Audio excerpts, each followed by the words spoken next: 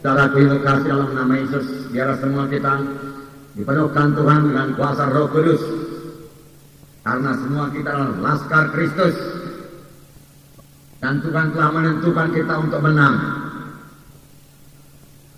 Dalam peperangan rohani bagi setiap anak-anak Tuhan, Tuhan bukan hanya mengendaki para setiap anak-anaknya menang, tetapi Tuhan sudah menentukan bahwa setiap anak-anaknya pemenang. Kita memang harus melakukan peperangan rohani, dan Tuhan telah menentukan kita semua untuk menang. Tuhan tidak mau seorang pun anaknya kalah. Saudara boleh berkemenangan, saya boleh berkemenangan. Karena itu kehendak Tuhan. Dan Tuhan telah menyediakan segala sesuatu yang kita butuhkan untuk menang. Menang melawan musuh kita. Bukan musuh kita yang menang. Kita yang mengalahkan musuh kita. Dan musuh kita itu saudaraku bukan darah dan daging. Bukan manusia. Tetapi musuh kita itu setan iblis. Roh jadi udara, firman Tuhan berkata. Penguasa-penguasa jadi udara. Tetapi ingatlah satu perkara, mereka itu telah dilucuti, saudaraku. Firman Tuhan berkata demikian, dan kita bisa mengalahkan mereka, kemudian merusakkan pekerjaan mereka, kemudian kita merebut jiwa-jiwa untuk Tuhan Yesus. Nah, saudara yang kasih dalam nama Yesus, mari kita melihat bagaimana sempurnanya saudaraku laskar Kristus ini. Dan ini terjadi pada akhir zaman. Semua kita tahu bahwasanya kita hidup pada akhir zaman. Waktu-waktu tinggal sedikit. Dan dalam waktu yang sedikit ini saudaraku, Tuhan mengendaki kita memperoleh satu kemenangan yang besar. Dan maksud Tuhan disampaikan di bumi ini. Dan untuk menyampaikan maksud Tuhan itu saudaraku, Tuhan hanya dapat memakai saudara dan saya. Tidak ada alat Tuhan yang lain, saudaraku. Hanya saudara dan saya. Yaitu anak-anaknya yang sudah dia tebus, yang sudah dia selamatkan. Dan yang dia lengkapi. Dia memberikan Roh Kudus kepada saudara. Saudara sudah dipenuhkan dengan Roh Kudus. Firman Tuhan berkata, Roh Kudus itu kuasa. Kuasa. Kuasa yang ditakuti musuh. Saudaraku. Roh Kudus, saudaraku, adalah kuasa. Setan takluk kepada Roh Kudus. Setan takut kepada Roh Kudus, saudaraku. Dan Roh Kudus itu sudah ada dalam saudara. Biarlah saudara bergerak dalam pimpinan Roh Kudus. Maka dalam hidup saudara akan merusakkan banyak pekerjaan-pekerjaan setan. Saudara tahu banyak pekerjaan setan di dunia ini. Firman Tuhan berkata setan itu datang hanya untuk mencuri, membunuh, membinasakan. Dia merusak saudaraku. Yang baik dari jahat, jadi jahat saudaraku. Yang jahat kalau boleh dia bunuh saudaraku. Setan yang memberikan penyakit saudaraku. Setan yang membawa peperangan, pertengkaran saudaraku. Setan yang menyuruh manusia ini saling membunuh satu dengan yang lain. Setan yang menarik manusia ini ke neraka saudaraku. Setan membutakan mata rohani jiwa-jiwa saudaraku. Dan kita ini saudaraku disuruh Tuhan untuk merusakkan pekerjaan-pekerjaan setan saudaraku. Dan kita bisa merebut jiwa-jiwa ke kerajaan surga. Nah, mari kita lihat lebih dahulu tantara ini. Dalam Yoel pasal 2, ayat 7 sampai 11.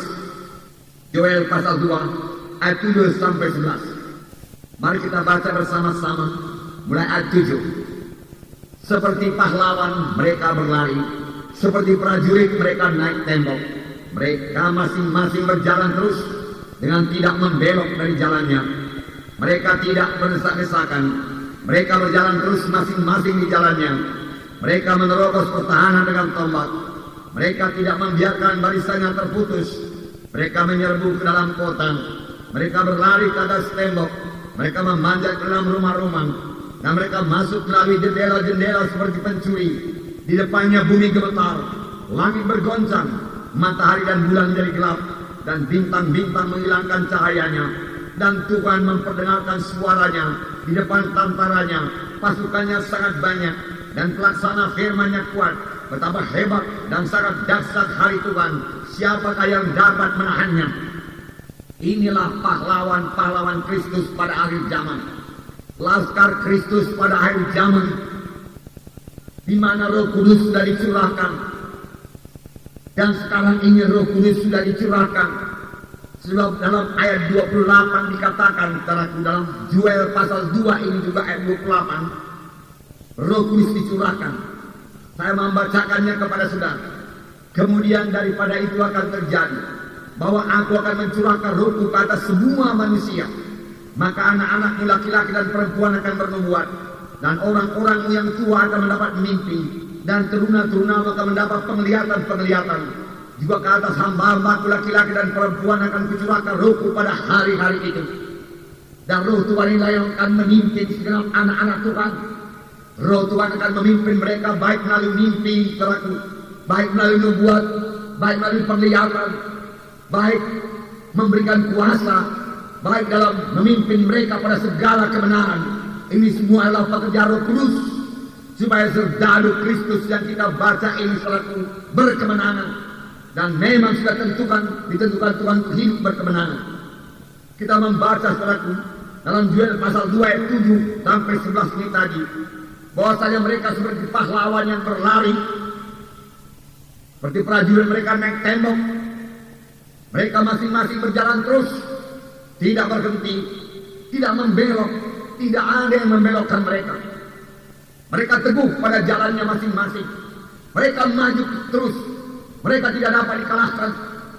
Mereka tidak mau menyimpang daripada jalan Tuhan. Dan ayat 8 berkata, mereka tidak berdesak-desakan. Mereka berjalan terus, masing-masing di jalannya, masing-masing dalam panggilannya. Mereka berjalan terus, tidak terputus. Mereka tidak membiarkan barisannya terputus. Mereka menyerbu ke dalam kota. Mereka berlari ke atas tembok. Mereka memanjat ke dalam rumah-rumah. Masuk melalui jendela-jendela.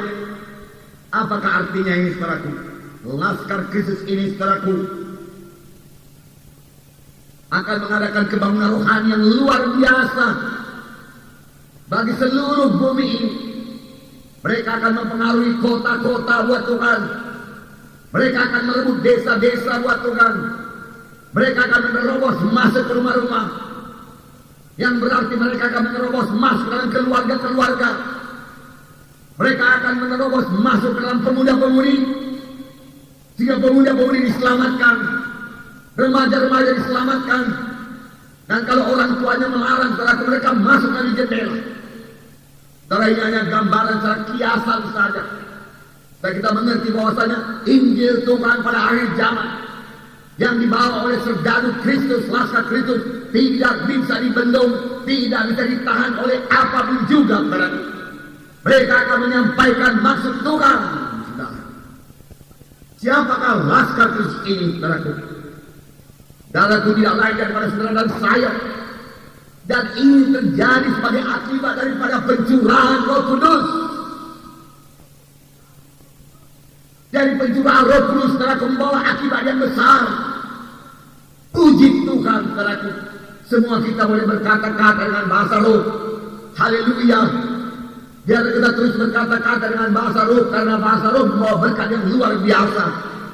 Nanti akan saya terangkan kepada saudara. Saya suka berbahasa roh. Bahasa roh itu penting bagi saya. Tiap-tiap hari saya berbahasa roh. Dan Roh Kudus memimpin saya untuk berdoa kepada Tuhan. Saya mengerti maksud Tuhan tiap-tiap kali saya berbahasa roh. Saya bersekutu dengan Tuhan tiap-tiap kali saya berbahasa roh. Saya dengar suara Tuhan tiap-tiap kali saya berbahasa roh. Tetapi setelah kebal, pencurahan Roh Kudus bukan hanya sampai pada bahasa roh saja. Pencurahan Roh Kudus akan membentuk laskar Kristus yang bersatu, saudaraku. Laskar Kristus yang kuat, yang tidak bisa ditahan, saudaraku. Dan mereka akan bergerak, saudaraku, mengalahkan musuh-musuh, menghancurkan benteng-benteng musuh. Mereka akan melompati tembok, firman Tuhan berkata, dan tidak ada yang bisa menghadang mereka. Dan ini pasti terjadi pada akhir zaman ini. Bahkan sudah mulai terjadi, saudaraku. Anak-anak Tuhan sudah mulai membentuk barisan-barisannya, saudaraku, yang takkan bisa diputuskan oleh kuasa kegelapan, saudaraku. Saudaraku, dan laskar Kristus ini pada akhir zaman akan berkuasa di bumi ini. Maksud Tuhan yang sebenarnya pada waktu Tuhan menciptakan manusia ini digenapi pada akhir zaman. Apakah maksudnya, saudaraku? Kalau saudara baca buku Kejadian, dikatakan Bahwasanya Tuhan berkata, mari kita menjadikan manusia menurut gambar dan rupa kita, supaya mereka berkuasa di bumi. Maksud Tuhan pada waktu Tuhan menciptakan Adam dan Hawa, supaya Adam dan Hawa menguasai seluruh bumi, bukan ditaklukkan bumi, bukan dikalahkan setan. Tetapi sayangnya manusia itu kalah. Lalu Tuhan mengirimkan Tuhan Yesus turun ke dalam dunia ini menjadi manusia, dan Tuhan Yesus menebus manusia dari dosa, memberikan hati hidup baru kepada manusia itu, memberikan Roh Kudus kepada manusia itu, sehingga manusia itu berubah. Itulah dia saudara dan saya. Setelah saudara menerima Yesus sebagai Tuhan dan Juru Selamat, saudara harus berubah. Setelah saudara menerima Roh Kudus, saudara beroleh kuasa. Beroleh kuasa. Saudara, saya bacakan kepada saudara di dalam Roma 5 ayat 17. Roma 5 ayat 17. Di sini dikatakan bahwasanya setelah kita selamat kita akan hidup. Kita memang beroleh hidup yang kekal.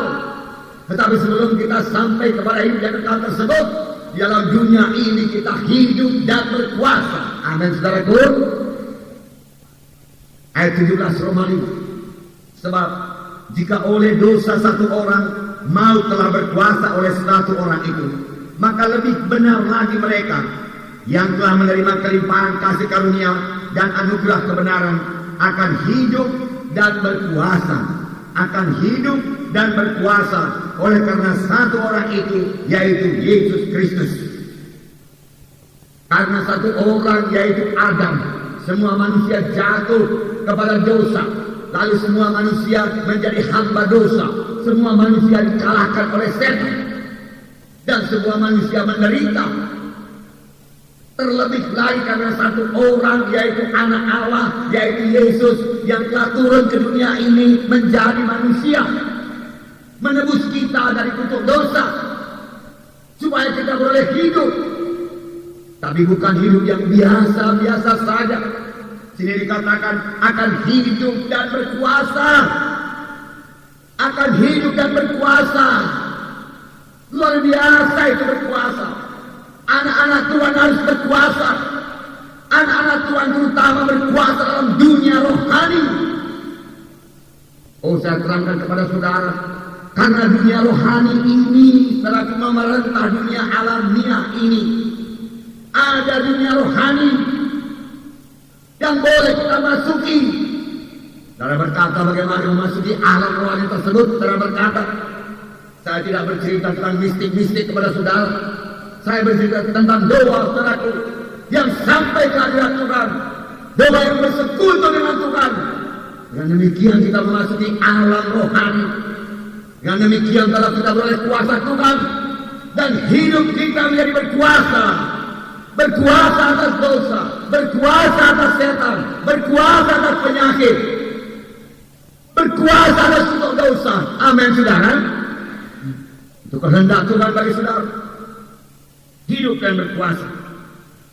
Nah, laskar Kristus ini terlakukan menggoncang tradisi-tradisi manusia, akan menggoncang kuasa-kuasa kegelapan, akan merusakkan pekerjaan-pekerjaan setan, akan merebut jiwa-jiwa datang kepada Tuhan, akan membangun sidang Tuhan yang besar. Haleluya. Saya suka sidang Tuhan yang besar, saudaraku. Saya menghargai sidang Tuhan yang kecil. Puji Tuhan buat hamba Tuhan yang begitu setia melayani di desa-desa. Dan banyak di antara kita, saudaraku, alumni Institut Alkitab Rema masih di desa-desa dengan setia mereka melayani. Tetapi biarlah mereka punya visi, saudaraku, untuk bergerak ke desa yang lain, menyerbu desa yang lain dengan kuasa Tuhan, dan merebut jiwa-jiwa yang masih dalam kuasa kegelapan masuk dalam kerajaan terang, masuk dalam kerajaan Allah, saudaraku. Sehingga saudara, kerajaan surga berkembang terus. Dan saya percaya ini jadi, saudaraku, jadi. Tuhan mengenaki itu jadi, saudaraku. Saudaraku, akan terjadi banyak orang, bahkan yang bergerak Kristen pun, saudaraku, tidak mengerti dan menolak pekerjaan Roh Kudus ini. Tapi bagaimanapun juga Roh Kudus akan melaksanakan pekerjaannya pada akhir zaman ini. Dia akan membentuk satu serdadu Kristus, saudaraku, yang maju terus, saudaraku. yang bersatu, saudaraku, yang tidak kenal mundur, saudaraku, dan tidak bisa dikalahkan, dan akan menguasai seluruh bumi, saudaraku. Semalam dalam pelayanan muda-mudi, saudaraku, saudara saya membacakan kepada pemuda-pemudi pada waktu itu, saudaraku, dalam buku Yesaya pasal 2, kalau saya tidak salah, saudaraku. Bagaimanakah gereja pada akhir zaman? Apakah gereja pada akhir zaman bertambah-tambah ciut? Apakah gereja pada akhir zaman bertambah-tambah kecil? Didesak saudaraku oleh perkara-perkara dosa, perkara daging, perkara duniawi, perkara kejahatan ini, saudaraku. Saudara, dilekaslah nama Yesus. Syukur ada Yesaya pasal 2 ini menerangkan kepada kita pada akhir zaman juga, saudaraku, apa yang terjadi pada gereja. Apakah sedikit saja jiwa-jiwa yang selamat karena dosa yang begitu bertambah-tambah pada akhir zaman? Saudara, saya bacakan pada saudara Yesaya pasal 2 ayat 2 mulai. Akan terjadi pada hari-hari yang terakhir, gunung tempat rumah Tuhan. Perhatikan, gunung tempat rumah Tuhan akan berdiri tegak di hulu gunung-gunung dan menjulang tinggi di atas bukit-bukit. Segala bangsa akan berduyun-duyun ke sana, dan banyak suku bangsa akan pergi serta berkata, mari kita naik ke gunung Tuhan, ke rumah Allah Yakub, supaya Ia mengajar kita tentang jalan-jalannya, dan supaya kita berjalan menempuhnya. Sebab dari Sion akan keluar pengajaran dan firman Tuhan dari Yerusalem. Gereja bukan bertambah kecil pada akhir zaman. Gereja akan menyebang dengan kuatnya pada akhir zaman. Karena serdadu Kristus ini sudah bergerak. Akan terjadi pada akhir zaman, dikatakan di sini, gunung tempat rumah Tuhan akan menjulang tinggi mengatasi gunung-gunung yang lain, mengatasi semua proyek-proyek raksasa yang lain, saudaraku, yang ada di dunia ini, saudaraku. Siapakah yang terbesar, saudaraku? Gunung rumah Tuhan, rumah Allah, gereja Tuhan, saudaraku. Dan satu kehausan yang sangat besar, satu kelaparan akan kebenaran yang sangat besar akan terjadi bagi seluruh umat manusia. Sehingga dikatakan di sini, segala bangsa akan mencari Tuhan. Mari kita cari Tuhan. Mari kita pergi ke rumah Tuhan. Aku rindu akan firman Tuhan. Aku rindu akan pengajaran yang benar. Semua pengajaran-pengajaran dunia ini tidak bisa memuaskan jiwaku, tidak bisa memuaskan rohku, dia katakan. Aku mau mencari firman Tuhan. Mereka akan berduyun-duyun datang ke rumah Tuhan.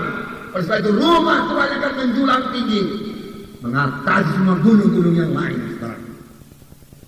Perkara-perkara yang besar terjadi pada akhir zaman. Perkara-perkara yang luar biasa yang membuat kita bergairah dalam mengikut Tuhan ini. Bergairah melayani Tuhan, saudara. Firman Tuhan ini pertama kali saya bawakan minggu yang lalu, saudara, waktu baptisan air. Dan waktu saya tantang, saudara, berapa banyak di antara pemuda-pemudi yang mau memasuki Institut Alkitab Rhema, 120 orang, saudara, mengisi formulir, saudara. Dan semalam, saudara, dalam kebaktian muda-mudi, saudara, saya tantang lagi, saudara, mereka yang mau melayani Tuhan, menyerahkan seluruh hidupnya kepada Tuhan, saudaraku. 44 orang, saudaraku, maju ke depan. Dan pada waktu mereka maju ke depan, mereka disambang oleh roh Tuhan, saudaraku. Nah, semua mereka tergeletak, saudaraku. Dan semua menyerahkan hidupnya kepada Tuhan. Sungguh Roh Kudus bekerja dalam sidang ini, saudaraku. Dan kalau saudara sudah mendengarkan panggilan Tuhan pada pagi hari ini, saudaraku, untuk melayani Tuhan, mari lengkapi diri saudara dengan memasuki Institut Alkitab Rhema, mana saudara akan diajari firman Tuhan di sana. Sekaligus saudara dibentuk, saudara, sekaligus saudara diberikan karakter baru dari Tuhan, saudara. Karakter yang lama yang tidak berkenan dicabut daripada saudara. Dan Tuhan memberikan karakter yang baru, yang lemah lembut, yang mengasihi, yang panjang sabar, yang murah hati, saudara. Sehingga Roh Kudus boleh bebas memakai saudara. Tetapi dunia membutuhkan firman Tuhan yang membebaskan dia daripada kuasa kegelapan, yang membebaskan dia daripada keberatannya, yang membebaskan dia daripada tekanan jiwanya, saudaraku, yang membebaskan dia daripada penyakit-penyakitnya, saudaraku. Itulah firman Tuhan yang timbul dalam hati hamba Tuhan yang diurapi Tuhan. Sebagai hasil daripada persekutuannya meringkuk di bawah kaki Tuhan, tersungkur berdoa di hadapan Tuhan. Lalu Roh Kudus mengurapi dia, saudaraku. Lalu dia keluar, saudaraku, dengan urapan Tuhan yang berkuasa dan merebut banyak jiwa-jiwa buat kerajaan surga. Haleluya!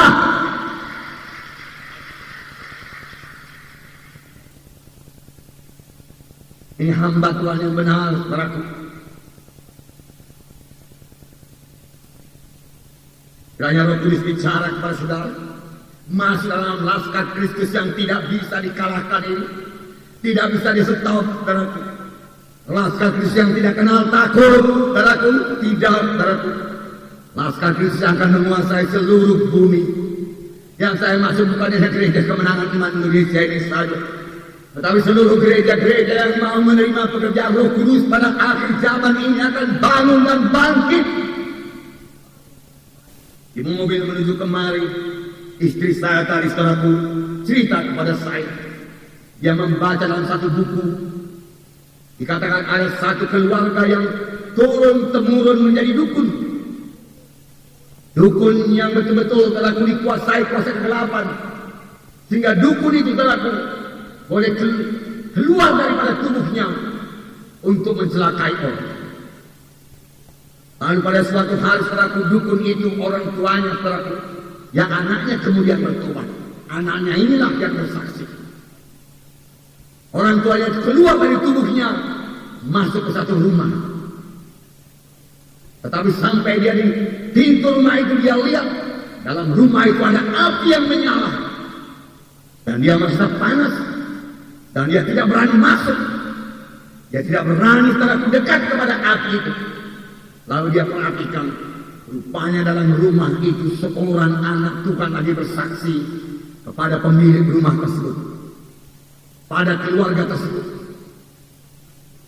Rupanya begini yang terjadi dalam dunia rohani. Sampai kemudian dukun itu berkata kepada anaknya, anakku, dia katakan, kalau semua orang Kristen bersaksi dan penuh Roh Kudus seperti itu, kita tidak bisa berbuat apa-apa, dia kata. Ini diceritakan oleh anak daripada dukun itu yang kemudian hari bertobat. Tapi sebelum dia bertobat, begitulah pekerjaannya. Mencelakakan orang, mengirim roh jahat. Dia sendiri bisa keluar daripada tubuhnya, saudara. Tetapi dia tidak bisa mendekati anak Tuhan yang penuh dengan Roh Kudus. Dia tidak bisa menjamah pekerjaan Tuhan yang diurapi Tuhan. Yang kita kerjakan sekarang, kuasa itu sudah kita miliki sekarang. Amin. Haleluya. Nah, saudara, luar biasa kita ini, saudara. Karena kita selalu melihat dengan mata badani kita, kita kurang melihat apa yang terjadi dalam dunia rohani.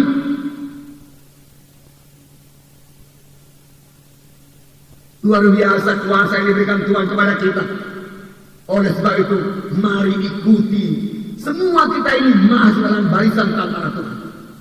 Saudaraku, menjadi orang Kristen adalah menjadi laskar Kristus. Menjadi laskar Kristus berarti masuk dalam pertempuran. Dan dalam pertempuran ini, saudaraku, tidak ada ceasefire, tidak ada gencatan senjata.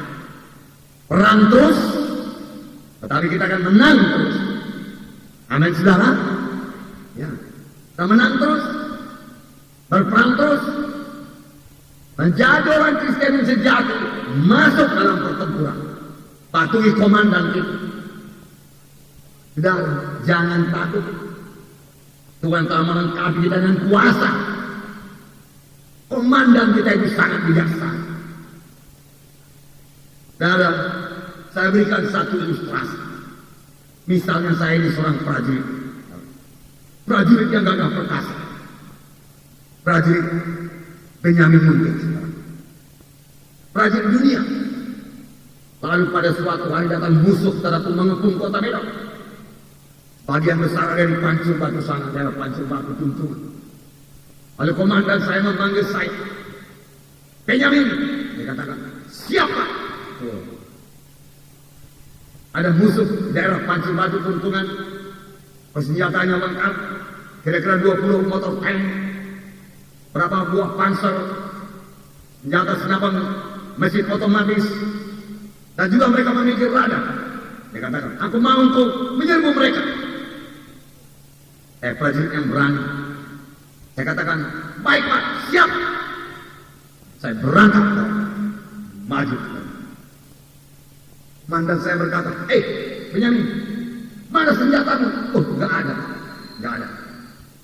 Nggak apalah, ini satu bagimu. Dia katakan, dilemparkan sama saya. Pistol kecil, buatan tahun 45. Pistol koboi. Dan saya periksa 60 ribu. Saudaraku, kalau saya mainkan pistolnya, bisa.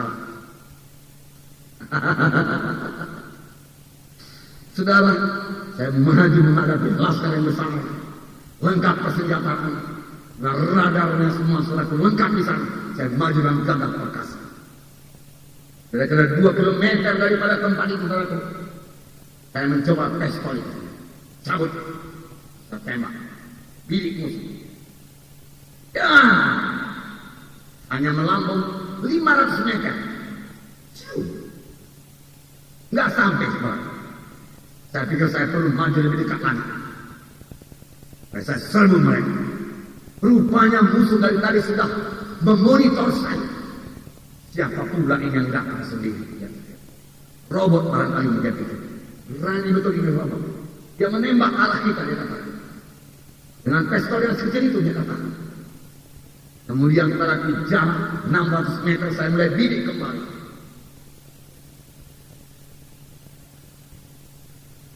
Ya,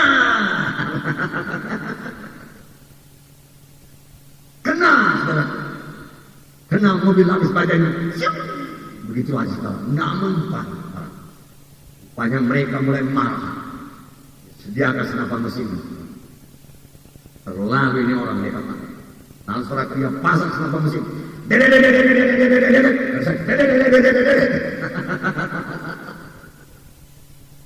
Pistol marah dia.